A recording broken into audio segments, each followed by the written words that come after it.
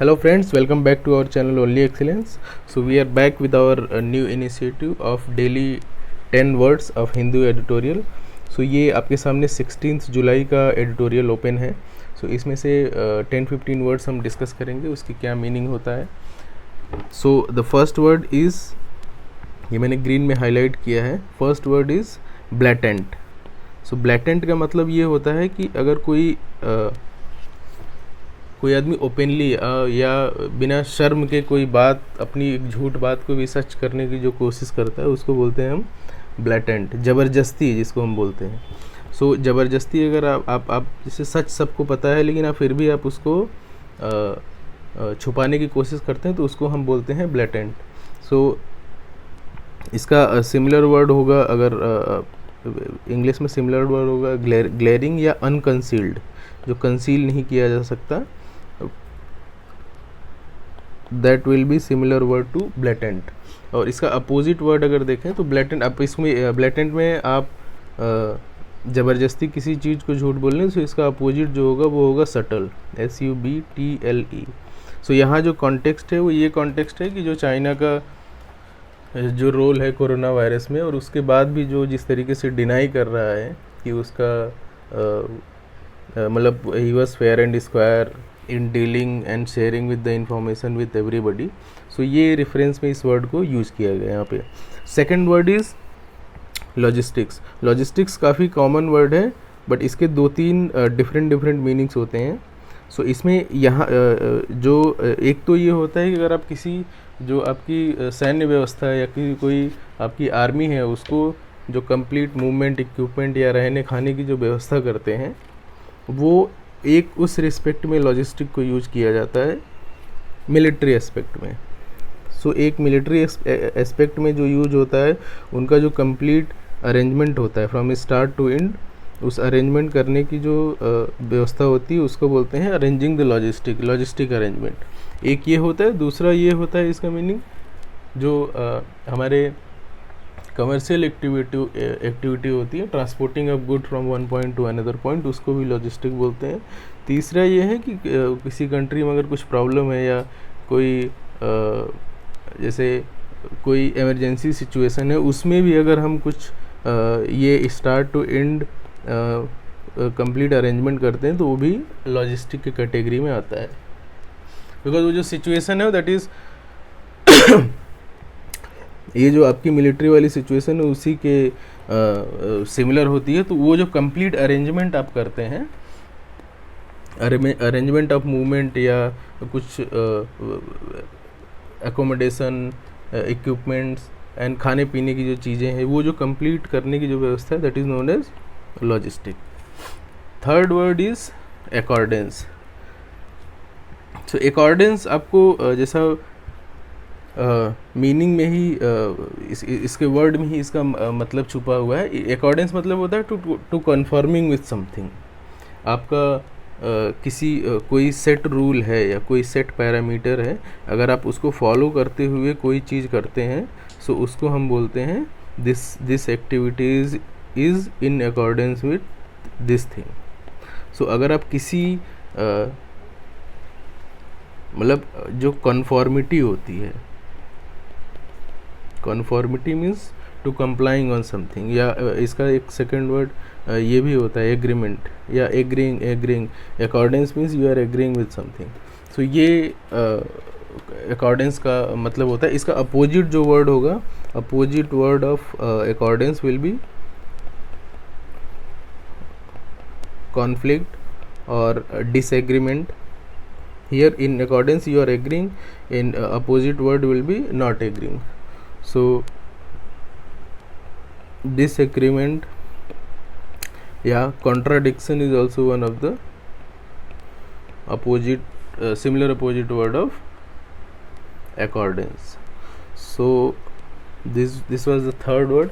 इस fourth word है हमारा spend, SPAWN. Span is the word. ये सेकंड फॉर्म में है. स्पान का मतलब होता है कि कोई चीज़ सडनली पैदा हो जाना, या उसका जो पैदा होना. ये अगर आप उसका हिंदी में मतलब देखेंगे तो पैदा होना होता है. स्पांड एक्चुअली इसका जो जियोलॉजी में जो यूज है, जैसे जो मछली जो अंडा देती है, सो उस कंप्लीट प्रोसेस को स्पांड बोलते हैं। तो यहाँ पे कोई अगर गिवन सिचुएशन में किसी भी फिक्स पॉइंट या किसी भी इन्वायरमेंट में अगर कुछ अपने आप पैदा हो जाता है, सो उस चीज़ को हम बोलते हैं स्पान। इसका सिमिलर वर्ड अगर हम बोलें तो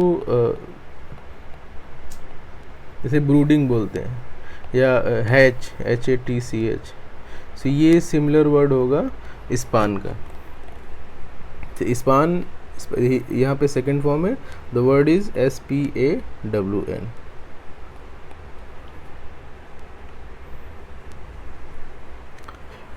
okay, so next word is hegemony. Hegemony का मतलब होता है कि लीडरशिप और dominance on certain,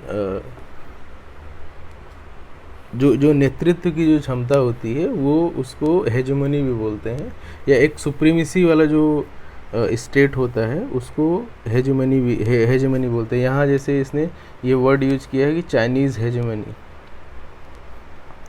so leadership,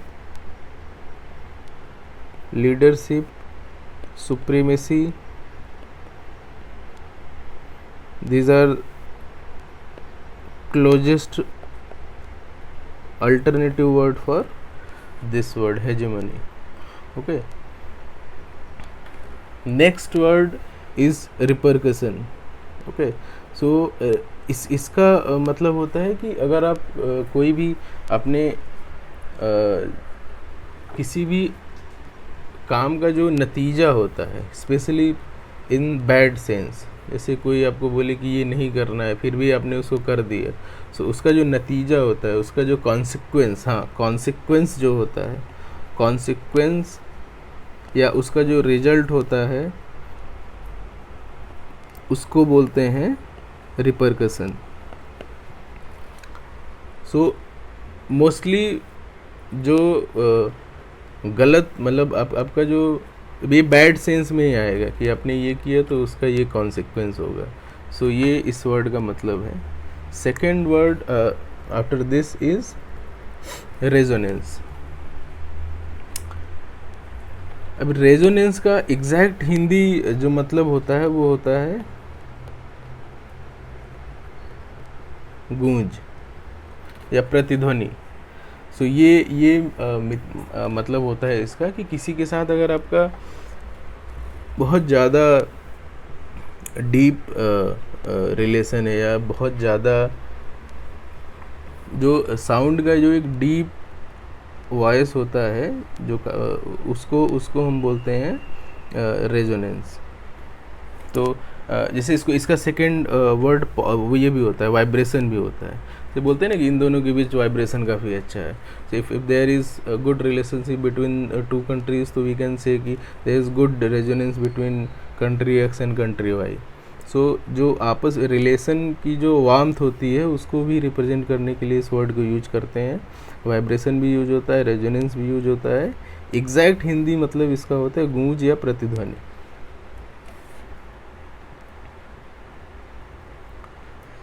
So next word is LOATH, लोथ। अभी ये LOATH, this is one word. Similar एक वर्ड और होता है LOATHE। तो इसमें आप कंफ्यूज मत होइएगा। ये जो वर्ड है दिस इज वर्ब। यहाँ पे जो इसने यूज किया है ये वर्ड को यूज किया है, इसका मतलब होता है रिलक्टेंस या नॉट विलिंग।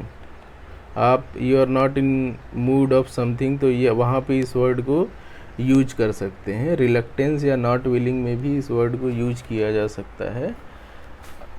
इच्छा नहीं होना means you are not willing for something, तो वहाँ पे LOATH, this is the word, and LOATHE is the verb.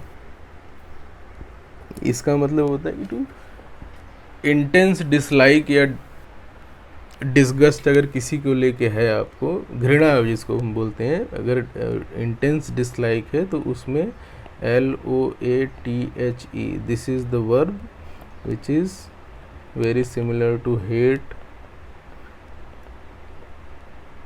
disgust and dislike. तो ये याद रखिएगा, इन दोनों वर्ड में कंफ्यूज मत होइएगा. Okay, that's all from our side for today. So please share, like, subscribe and share amongst your friend and family. Thank you very much.